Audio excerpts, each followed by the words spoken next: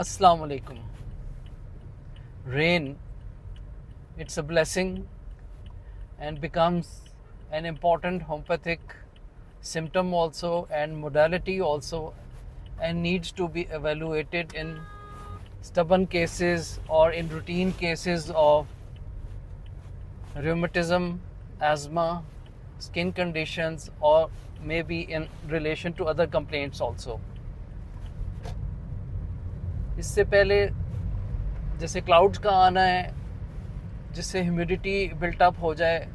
Humidity भी one of the extra factors हो सकती है जिसमें एवेलुएशन की जा सकती है और की जानी चाहिए रिगार्डिंग एस्मा ऑल्सो, रूमेटिज़म ऑल्सो। और अगर उसके साथ ये जैसे थंडर स्टॉर्म्स हैं, लाइटनिंग है, ये एक इम्पॉर्टेंट मेंटल कंडीशन बन जाती है और मेंटल सिम्टम बन जाती है फोबियाज़ और फियर्स के पॉइंट ऑफ व्यू से, तो ये भी एक कंसिड्रेशन में आ जाती है। और फिर रेन के में भीग जाना या वेट एलिमेंट हो जाना, वो एक इम्पॉर्टेंट एलिमेंट बन जाता है सिम्टम्स के हिसाब से, रूमेटिज़म के हिसाब से। रूमेटिज़म में ये सिम्टम इम्पॉर्टेंट एक रोल प्ले करती है कि वेट होने से जिस्म में दर्दें बढ़ जाती हैं, और ख़ास तौर पे रेन में वेट होने से कुछ कंप्लेंट्स ट्रिगर हो जाती हैं, तो इसकी एवेलुएशन और इंटेरोगेशन इम्पॉर्टेंट हो जाती है। तो rain it's a blessing overall, लेकिन ये इम्पॉर्टेंट रोल प्ले करती है एक लाइफ सिनेरियोज़ में भी, जिसमें कि कंडीशन कम और ज़्यादा हो जाती है दमे में, सांस में। जैसे कि अभी सीज़न आएगा आगे, ऑटम रेनफॉल का सीज़न होगा, तो उसमें ह्यूमिडिटी के लेवल्स बहुत ज़्यादा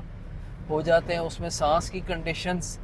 वर्सन हो जाती हैं। इसी तरह कुछ लोग जैसे वेट एलिमेंट में या डैम्पनेस में रहते हैं, बेसमेंट्स में रहते हैं, तो उनमें भी ये कंडीशन रूमेटिज़म की, दर्दों की और सांस की कंडीशन कई दफ़ा वर्स हो जाती है। इसके अलावा भी कुछ और भी जो भी जनरल केसेस हों, उसमें अगर आपको क्लियर पिक्चर नहीं आती तो इन सारे पॉइंट्स पे भी कंसिडर किया जा सकता है। और लाइटनिंग है, थंडर स्टॉर्म्स की जैसे साउंड है, आवाज़ है, ये बड़े इंपॉर्टेंट एक मेंटल सिम्टम बन जाती है कि जब भी क्लाउड्स आएँ, थंडर स्टॉर्म हो, तो उससे ये प्रॉब्लम्स बढ़ जाते हैं, या एक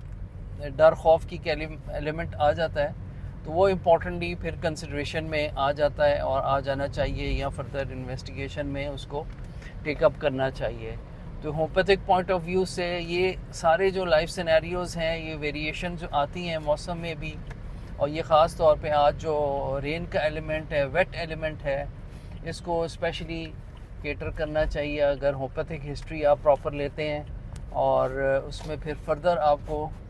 केस को एनालाइज करने में और एंड रिज़ल्ट्स में इंशाल्लाह बेटरमेंट आ सकती है। और अगर ये ऐसी कंडीशन क्लियरली मार्क्ड हों तो होम्योपैथिक रेमेडीज़ के लिए फिर रब्ता किया जा सकता है, या कंप्लेंट्स को कंसिडर किया जा सकता है, जिसमें डिटेल हिस्ट्री के साथ ये भी पॉइंट्स आ जाएंगे। जी शुक्रिया, थैंक यू।